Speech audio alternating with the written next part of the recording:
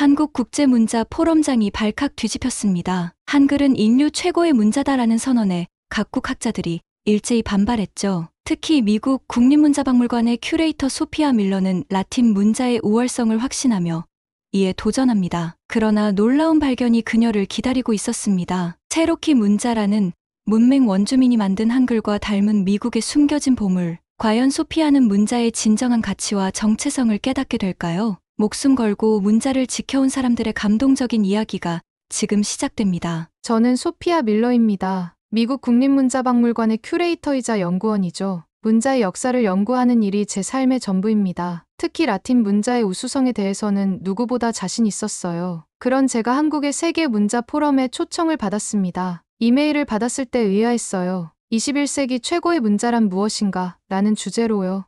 문자의 순위를 매긴다니 학술적으로 의미가 있을까 싶었죠. 그래도 아시아 문자 연구 동향이 궁금해 수락했습니다. 서울에 도착했을 때 낯선 한글이 시선을 사로잡았어요. 택시를 타고 가며 창밖 간판들의 정돈된 모양에 잠시 매료됐습니다. 물론 라틴 문자만큼 영향력은 없겠지만요. 포럼 첫날 오프닝 키노트 제목이 눈에 들어왔습니다. 한글 인류 최고의 문자 시스템. 순간 불편함이 밀려왔어요. 김정은 교수가 단상에 올랐죠. 한글은 단순히 한 국가의 문자가 아닙니다. 인류 역사상 가장 과학적인 문자 시스템입니다. 객석에서는 박수갈채가 터져 나왔고 저는 눈썹을 찌푸렸습니다. 학문적 객관성이 결여된 발언 같았거든요. 한글은 창제 원리부터 현대 사용까지 완벽한 설계를 자랑합니다. 특히 문해율과 학습 속도는 어떤 문자도 따라올 수 없습니다. 그 말에 몇 년 전 유럽 학회가 떠올랐어요. 한 한국 연구자가 한글이 라틴 문자보다 완벽하다고 주장했을 때 객석의 조롱이 생각났습니다. 그때 결심했죠.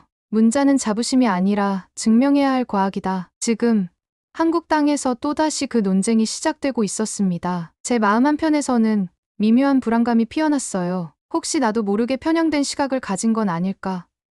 하지만 곧 고개를 저었죠. 라틴 문자는 객관적으로 가장 보편적인 문자 시스템이니까요. 김 교수의 발표는 예상보다 논리적이었습니다. 한글은 단 몇 달 만에 문맹률을 급격히 낮췄습니다. 이것은 다른 어떤 문자도 이루지 못한 성과죠. 이 말에 생각이 깊어졌어요. 미국에서도 문맹률은 여전한 과제인데 한국은 거의 0%라니 정말일까요? 그날 밤 호텔 창밖의 서울을 바라보며 다짐했습니다. 내일은 라틴 문자의 우수성을 보여줄 거야. 하지만 왠지 모를 불안감이 마음 한구석을 채우고 있었어요. 포럼 둘째 날 각국 학자들이 자국 문자를 발표하는 세션이 시작됐습니다. 저는 발표자 명단을 훑어보았어요. 프랑스, 인도, 중국, 일본, 한국 순이었죠.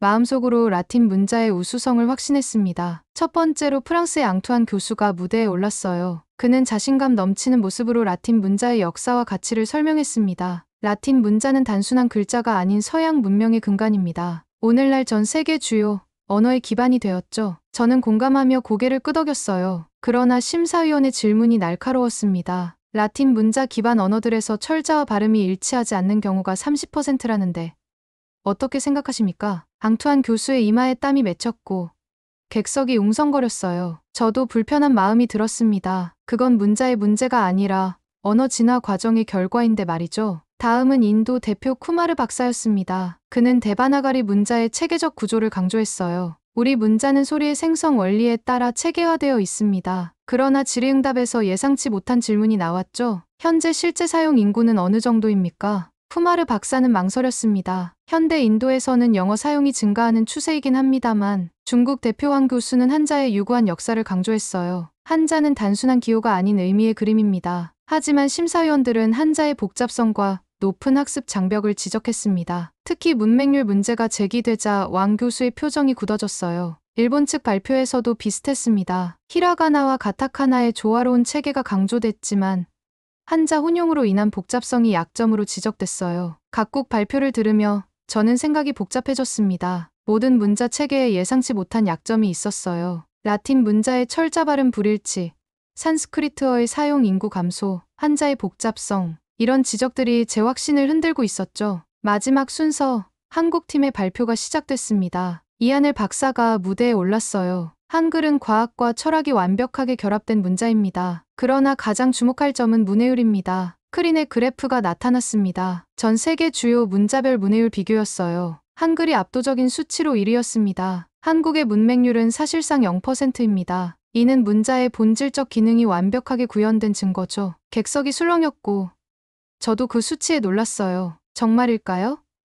이 순간 제 머릿속에서 라틴 문자의 우월성에 대한 확신이 조금씩 흔들리기 시작했습니다. 발표 세션이 끝나고 심층 토론이 이어졌습니다. 각 문자의 장단점을 객관적으로 분석하는 시간이었어요. 저는 앞자리에 앉아 모든 논의를 주의 깊게 지켜봤습니다. 산스크리트어였습니다. 데바나가리는 아름답고 체계적이지만 현대 사회에서 실용성이 떨어집니다. 인도에서조차 영어가 공용어로 사용되는 현실을 어떻게 설명할 수 있을까요? 쿠마르 박사의 표정이 어두워졌어요. 이론적 우수성이 실제 활용으로 이어지지 않는 현실이 안타까웠나 봅니다. 중국 한자는 더 강한 비판에 직면했죠. 한자는 수천 년의 역사를 자랑하지만 학습 곡선이 매우 가파릅니다. 중국 내부에서도 문맹률이 여전히 존재하는 이유 아닐까요? 왕 교수는 반박했지만 데이터 앞에서 설득력이 떨어졌습니다. 객관적 수치가 말해주는 현실이 있었죠. 일본 문자 시스템도 마찬가지였어요. 히라가나, 가타카나, 한자를 모두 익혀야 하는 부담이 너무 큽니다. 세 가지 문자를 혼용하는 복잡성이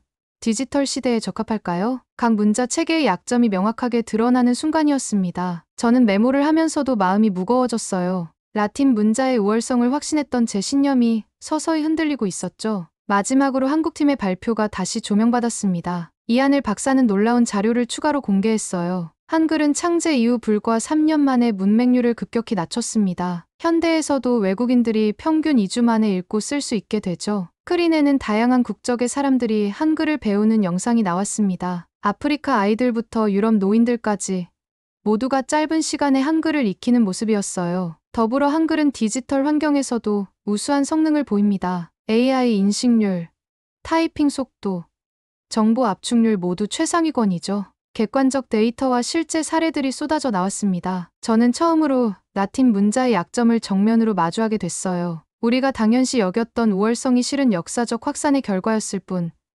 문자 자체의 본질적 우수성은 아닐 수도 있다는 생각이 들었습니다. 과연 21세기에 가장 적합한 문자는 무엇일까요? 좌장의 질문이 포럼장에 울려 퍼졌어요. 저는 고개를 숙이고 생각에 잠겼습니다. 이제 무엇을 믿어야 할지 혼란스러웠어요. 토론이 끝난 후 휴식 시간, 저는 제 발표 자료를 다시 검토했습니다. 내일은 제가 직접 발표할 차례였어요. 라틴 문자의 우수성이 의심받는 상황에서 새로운 전략이 필요했죠. 호텔 방으로 돌아와 노트북을 펼쳤습니다. 비장의 카드를 꺼낼 시간이었어요. 제 전공인 고대 문자 연구 자료들을 뒤적이며 생각했습니다. 한글이 뛰어난 건 인정하지만 인류 역사상 최고의 문자라고.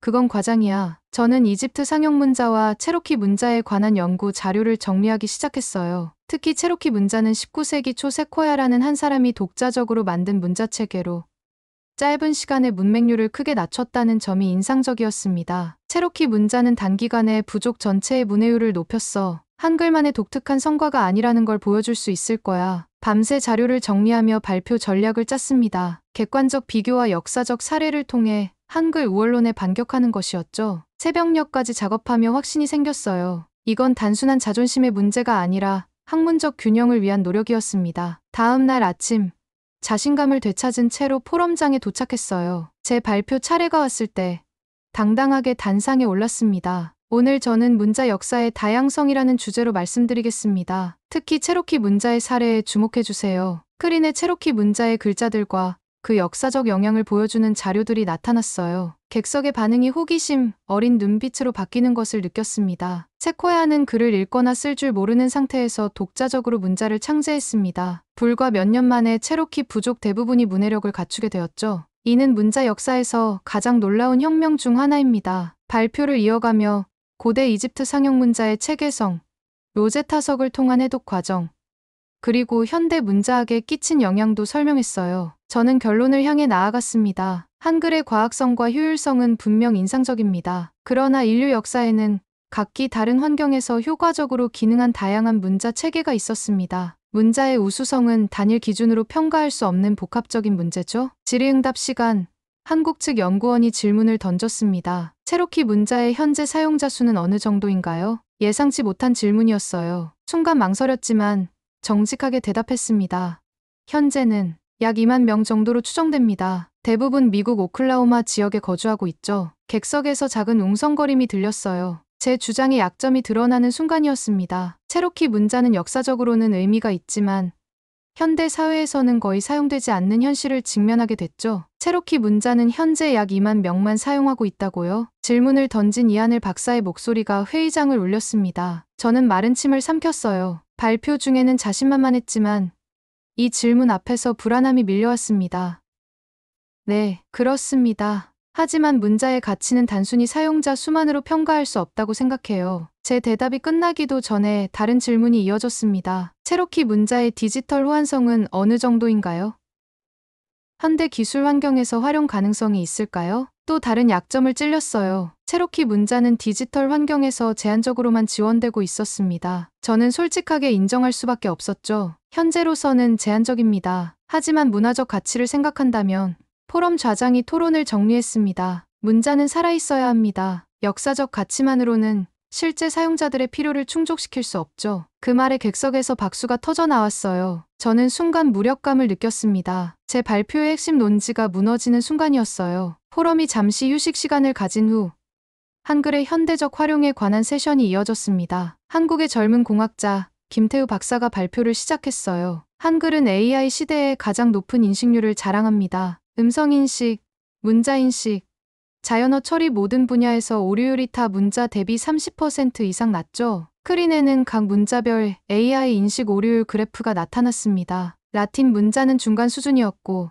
한글이 압도적으로 낮은 오류율을 보였어요. 저는 놀라움을 감출 수 없었습니다. 더불어 한글은 스마트폰 키보드에서 가장 빠른 타이핑 속도를 제공합니다. 평균 분당 입력 단어 수가 영어보다 20% 이상 높죠. 데이터는 계속해서 한글의 우수성을 증명하고 있었어요. 저는 메모를 멈추고 그저 듣기만 했습니다. 제 학문적 자존심이 서서히 무너지는 것을 느꼈죠. 마지막으로 결정적인 자료가 공개됐습니다. 전 세계 각국 어린이들의 문자 습득 속도 비교였어요. 한글은 평균 2주로 라틴 문자 기반 언어들의 6개월과 비교해 압도적인 차이를 보였습니다. 한글은 디자인된 문자입니다. 소리와 철자가 완벽하게 일치하도록 과학적으로 설계되었죠. 이것이 한글의 본질적 우수성입니다. 발표가 끝나고 저는 자리에서 일어나 조용히 회의장을 빠져나왔어요. 복도에 서서 깊은 숨을 들이마셨습니다. 오랫동안 믿어왔던 라틴 문자의 우월성이 객관적 데이터 앞에서 무너지는 것을 목격한 순간이었어요. 정말 내가 틀린 걸까?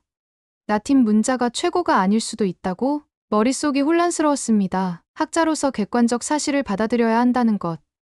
그리고 감정적으로 인정하기 힘든 현실 사이에서 갈등했어요. 그날 저녁, 저는 호텔방에 홀로 앉아 제 연구 인생을 되돌아봤습니다. 포럼 넷째 날, 일정표를 보니 한글의 역사적 보존과 투쟁이라는 세션이 눈에 띄었습니다. 아직도 혼란스러웠지만 학자로서의 호기심이 저를 이끌었어요. 회의장 뒷자리에 조용히 앉았습니다. 백발의 노학자 박한성 교수가 단상에 올랐어요. 그의 첫 마디에 회의장은 숙연해졌습니다. 한글은 단순한 문자가 아닙니다. 우리 민족의 생존과 맞닿아 있는 정신이죠. 스크린에는 흑백 사진들이 나타났어요. 일제강점기와 한국전쟁 시기의 모습이었습니다. 일본 식민지 시대. 한글은 금지되었습니다. 우리말과 글을 지키기 위해 목숨을 바친 사람들이 있었죠. 사진 속에는 비밀리에 한글을 가르치던 교사들의 모습이 있었어요. 일본 경찰에 발각되면 체포되고 고문받는 위험을 무릅쓰고요. 한국전쟁 이후 문맹률은 80%에 달했습니다. 그때 시작된 것이 문맹 퇴치 운동이었죠. 다음 사진은 마을 광장에 모여 글을 배우는 노인들의 모습이었어요. 밤에는 등잔불 아래서, 낮에는 모래사장에 글자를 쓰며 한글을 익혔다고 합니다. 이 사진 속 할머니는 62세에 처음으로 글을 배웠습니다. 내 이름을 쓸 수 있다는 것이 얼마나 큰 기쁨인지 모른다고 하셨죠. 저는 숨을 깊게 들이마셨어요. 문자가 단순한 의사소통 도구를 넘어 정체성과 자존감의 원천이 될 수 있다는 사실이 가슴에 와닿았습니다. 발표 후 전시회장으로 이동했어요. 한글의 역사와 보존 노력을 보여주는 특별 전시였습니다. 한 구석에서 노인 한 분이 방문객들에게 이야기를 들려주고 계셨어요. 저는 호기심에 다가갔습니다. 안녕하세요. 영어 되시나요? 조심스레 물었습니다. 할머니는 빙그레 웃으셨어요. 조금 할 수 있어요. 미국 손님이신가요? 놀랍게도 영어로 대화가 가능하셨습니다. 박순희 할머니는 85세로 40세가 되어서야 처음 글을 배웠다고 해요. 일제시대에 태어나 학교 못 갔어요. 어른 되어서도 이름도 못 썼지. 할머니의 이야기는 계속됐습니다. 남편을 따라 문해교실에 다니게 되었고 글을 배운 뒤 인생이 완전히 바뀌었다고 해요. 글 읽을 수 있으니까 세상이 넓어졌어요. 신문도 읽고 편지도 쓰고 내 손주들한테 동화책도 읽어줬지. 할머니의 눈에 눈물이 맺혔습니다. 한글은 내 인생의 빛이에요. 그 말에 제 가슴이 뭉클해졌어요. 문자학자로서 수많은 역사적 사료와 이론을 접했지만 이렇게 생생한 삶의 이야기는 처음이었습니다. 한글은 우리를 자유롭게 했어요. 누구나 쉽게 배울 수 있으니까. 할머니의 말씀을 들으며 생각했습니다. 문자의 가치는 학술적 우수성만이 아닌 실제 사람들의 삶을 어떻게 변화시키는가에 있는 게 아닐까요?